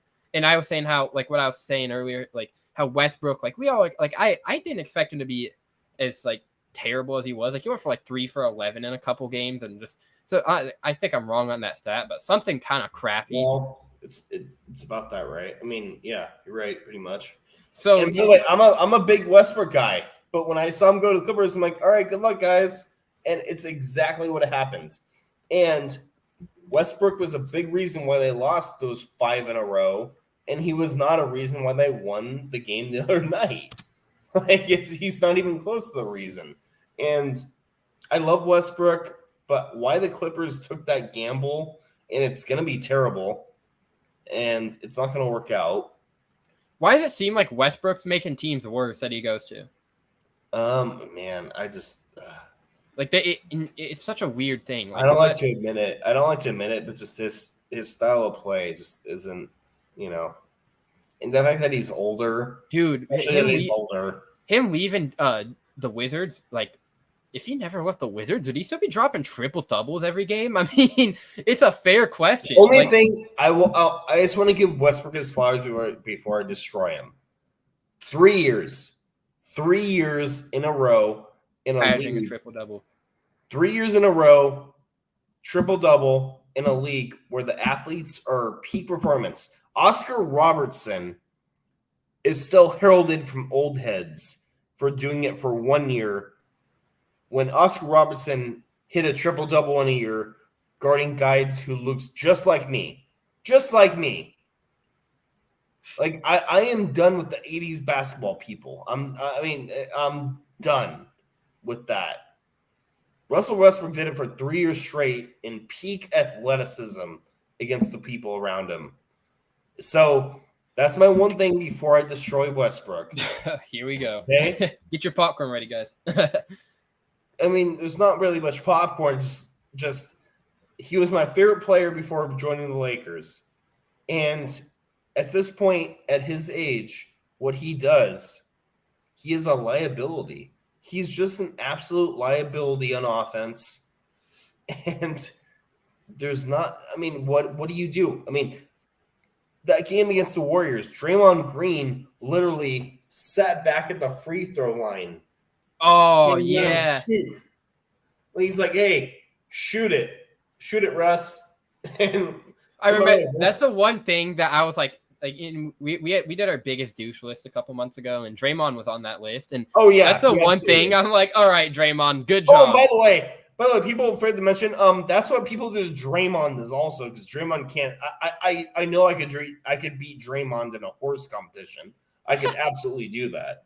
But anyway, yeah, I mean, Westbrook at this point in his career just he doesn't have it anymore. Yeah, it's over, Russ. It's over.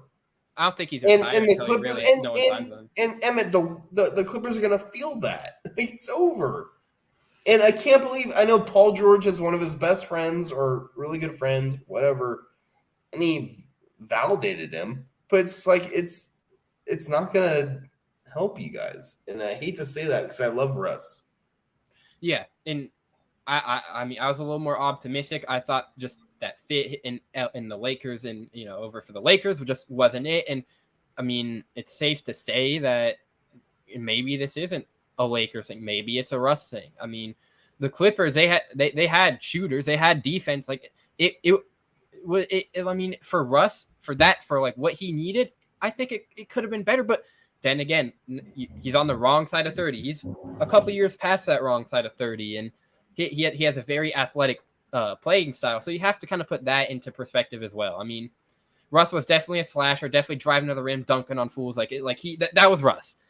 That was prime Russ, and now he's just you said it, a liability. He's not helping the team anymore. I mean, when you're losing games, and when you have a guy like Draymond Green, like, bro, shoot it. I'm leaving you wide open right here at the free throw line. Take this shot. That's sad. It's old, and it's not even like Draymond is obviously an old-time defender, but it's is like Draymond just literally like laughing in your face, like shoot it. Like, you know what I mean? He's giving you a free 2 points, and I mean, come on, Draymond. I do have to give him credit for doing that though. It is kind of funny. Oh, no, you're like, bro, leave him open. Well, on the scale of, I mean, Westbrook is so much better than Draymond as a basketball player. It's not even close. Yeah, for sure. I mean, Draymond really the only thing he had for him was his all-time defense. But when he was playing his all-time defense, sure. But he did have that super team around. He didn't have to really do much. I mean, he just had to defend. I think you saw my tweet the other day. Like, I mean, every normal basketball fan knows if he was not drafted to the Warriors, he would have been out of league faster than Kwame Brown. Well, Draymond Green wasn't relevant until the 2015 Warriors title, and he got drafted in 2012. That same year as AD got drafted, so fine, but still, I know I agree with you. By any other team, he would be nobody. I agree with you. He would be nobody. That's what I'm saying. I'm saying the Warriors. It took him a while, but Steve Kerr found him, and I don't think that would happen on another team. I mean, I saw a video a couple days ago where they were repicking the 2012 NBA draft. This guy picked Draymond third pick. Like if you're going back, it's a good pick. It ended up being a good pick. Yeah. What do you want to do? It was like Davis and somebody else. Bradley Beal didn't go third. I mean, I feel like Draymond could have fallen that deep, but then again, can you imagine if Bradley Beal was on that Warriors team? Good. Can you imagine if Bradley Beal went to the Lakers instead of Westbrook in 2021? Oh my God! Don't even say that. Imagine the wrong wizard. You guys trade for the wrong wizard, my guy. I mean, man. But Emmett, just to close on this NBA topic, I'm just saying, Lakers stay afloat and get that 9 and 10 seed to be in the play-in. And LeBron comes back healthy, I'm telling you right now, I'm going to be insufferable. And I'm telling you right now, the Lakers are going to be a big threat. Are you putting shekels on it? I'll put some shekels on it. I still owe you a food delivery, which I'm not forgetting about. There you Yes, go. I will. We'll work the details out after the show because I will. Del Taco sounds good. If the Lakers, as long as they make the play-in, and by the way, whoever they play in the play-in, they're gonna. I'm just saying, if LeBron comes back healthy, and by the way, the Lakers are winning without D'Angelo Russell, who they traded for, and I don't know if Anthony Davis. It's all about Anthony Davis. Anthony Davis plays like this, he's going to get them to the 9th or 10th seed. Oh yeah, This whole Anthony fascinating. You remember last time we hosted, and there was like just the vibes weren't right for AD. I mean, he scrubbed his Instagram and did all that. Like it's the Lakers are such a weird story, man. I mean, it's yeah. And by the way, people don't want to say it yet, but Darvin Ham, the coach of the Lakers, he's not a good coach. I mean, I don't know why people are straining to say that. Yeah, playing LeBron 38 minutes at the age of 38, definitely not his best move. He's grinding LeBron like he's fucking 21 years old. For real, bro. And now LeBron, he's all crippled now. Like his foot's all jacked up. So I mean, I get it. I get LeBron's had a tremendous season at the age of 38. I'm not denying that, but 38 minutes for your 38-year-old superstar is insane. And I know LeBron, and by the way, but here's the thing: if you ask LeBron to his face, like, oh yeah, of course, LeBron knows and thinks that, and he is good for that. Like LeBron's like 38 minutes is freaking nothing to me. It's nothing. Yeah, but then again, you got to realize, of course, the player's going to say that. From that, like he shouldn't be doing that. That's the thing. You're the coach. I mean, it's kind of in your in your name. Like, by the way, I will say, our token white boy, Austin Reeves, for the Lakers. Oh man, can this white boy play and dunk on people, baby? Wow. You guys got the Grizz tonight, correct? Oh, I'm not gonna lie to you. I believe it's the Grizzlies. I know. I think you're playing tonight. Well, so but anyway, Austin Reeves, that white boy can just dunk, baby. That kid's good. And LeBron LeBron has a little secret handshake for him. And I don't know. He can play, and he's good. I mean, I hated losing Alex Caruso, who's great for the Bulls, but man, Austin Reeves, whoo, he's good. Oh yeah. Definitely a special kid, man. And I mean, the Lakers, you guys find the most like random people to do good. I mean, a couple of years, what was that? There's a dude a couple of years ago who came in the last game of your season and dropped like 30 something, like out of nowhere. I'm blanking on his name. 30. Yeah, he's 30. I don't know. You know what I'm talking about, though, right? Not really. I'll look it up. I'll I'm not gonna lie to you. I'm not gonna pretend. Something Ingram. Andre Ingram. Well, it's not Brandon Ingram. It's Andre Ingram. I'm pretty sure. Who the hell is that? All right. I'll dig it up later. But right. We got to get out of here. We've been here a long time, man. I feel like with commercials, we've done like a 2.5 hour long radio show. We could have filled in for Arnie and Plank easily. Yeah, we filled in for Gottlieb 2 hours with ads. Yeah, I feel like there's still more stuff that we didn't get into. That's the thing, right? And that's the thing. And with all this offseason stuff, there's gonna be a lot for us to get into. I mean, we're a week away from free agency, and Rodgers met with the Jets got permission to meet with the Jets by the Packers. So there's gonna be a movement in that in the next couple of days, probably. Obviously, you know that like I worked with Jason McIntyre, and he's great. I'm so glad he's calling sidekick now. But it's like when I see him as a big Jets fan being like, I don't want Rodgers. What are you talking? What are you doing? I can understand his point. I can understand. His point is terrible, Emmett.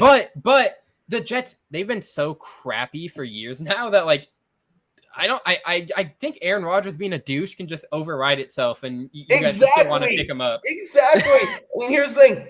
I took my L. I thought Zach Wilson was going to be a pretty good quarterback. Me too. I'm wrong. I took wrong. my L, and he stinks. Mike White came in. Whoa. All right. Not bad. Not great. Not bad. Aaron Rodgers, and they still almost made the play. They were a game away from the playoffs. Aaron Rodgers. If Breece Hall didn't tear his ACL, they would have made it. Them a playoff team right now, like easily.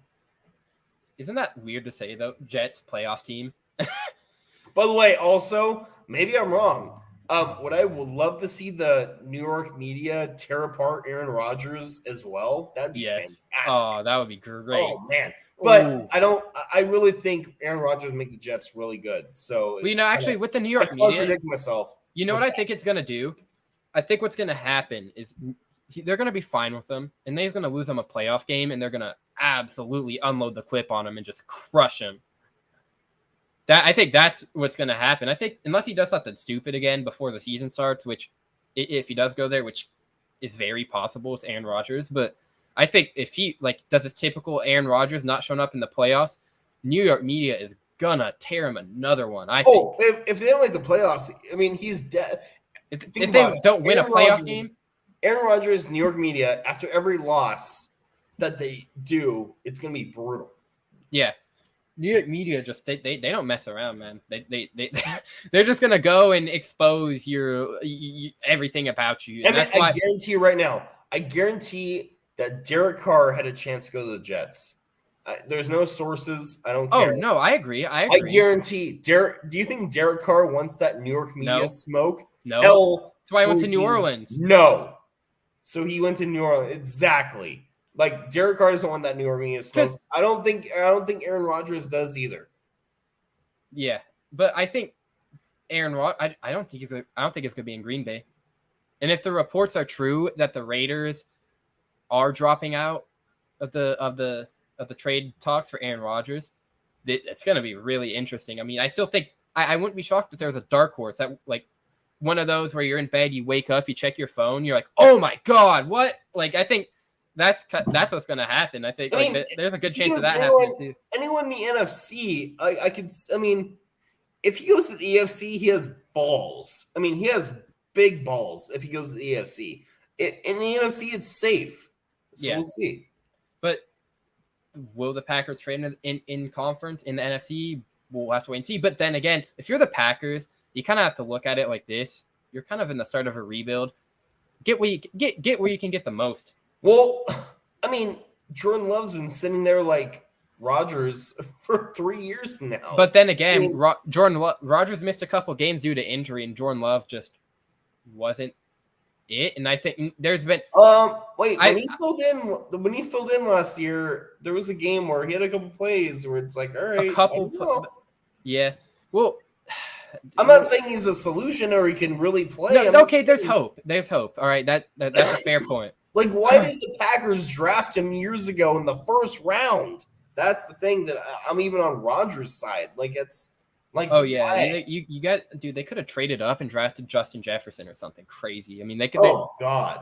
Imagine that, Aaron Rodgers and JJ. Oh good God! Yeah, I know. There are so many options they could have done that 2020 draft, and you draft Jordan Love, which I mean, 3 years later, he's probably gonna start, but. I mean, gosh, dude. I mean, definitely a very weird pick when you guys are losing in the playoffs every year because Davante Adams is the only weapon that's actually valid for Aaron Rodgers, and they had a solid defense for a couple of years there, and they still do. It's just now that they got to figure out their offense. And then then Davante Adams went to his old buddy Derick Car, and what happened to the Raiders last year? Man. Derick Car. Derick Car fucking sucks at quarterback. That's what happened. Dude, Derick Car, I hate that guy because I started Davante in fantasy. Hey, we're gonna. Oh, this is a funny story. I don't know if I think I did this with Ethan Miller. I talked about this. You weren't on the show for this one, but the way I won my fantasy league was crazy. So obviously I almost lost 3 times when it I should just stuff happened. Davante Adams and Derick Carr screwed me because I had Davante, and I had I those gut feelings in fantasy where you just have a weird feeling. I had that about Davante. I'm like, no way he's gonna be this bad every week. And this is towards the end of the season, and I started him in the last week of our championship, right? The last week of the season, and I'm up by 9 points, and of course he sold. I would have been up by 20 points if he had a good game, but I was up by 9 points. Monday Night Football, first Monday Night Football 2023. I was going against Josh Allen, and I had the Bills kicker, so it could have worked, but the odds of that weren't likely. So then we know what happens when the Bills-Bengals Monday Night Football game, DeMar Hamlin, Yep. and that game gets canceled. And I still had the win. So there, like my cousin, who's a commissioner, was trying to figure out like, what do we do? And he came to the decision that, it happened and we have to go by like what happens in these games. So unfortunately for the other dude, you lost. But fortunately for me, I took the he was so mad. The guy was pretty pressed, and I can't even blame him. I kind of felt bad about the win for that because I knew I would have lost. Yeah, I mean, what can you do? Right? Yeah. I mean, that if this was like a debate show in my fantasy championship, people would definitely be calling it Fugazi. But I mean, I get it. And if I was, luckily in my fantasy league, that didn't really kill anything. But I don't know. I mean, I get it. You could call it Fugazi. It's not fair. I get it. No, it was. I was like, dang, hate to see it, but love to see it at the same time. Thanks for the win. I mean, if I didn't start Devontae, I would have won. No matter Josh Allen had like 27 points for me to that's how bad Devontae was the past couple weeks of the year. But enough fantasy football talk because no one cares about that. We got to get out of here. If you enjoyed the show, make sure to leave a like, subscribe, comment, turn on notifications. Follow me and Nick on Twitter at @isNickWright is where you can go find Nick. At EmmettNoC04 is where you can find me. Crazy time of year for NFL. NBA starting to heat up, so that means a lot more shows. Shows gonna, we have some special guests in the way or in contact in negotiations to get a time slot. So we have a lot planned, man. A lot of sports going on. If you guys enjoyed this show, be sure to show some love. Go follow me and Nick on social media. See ya. Later. See ya, man. See ya, man.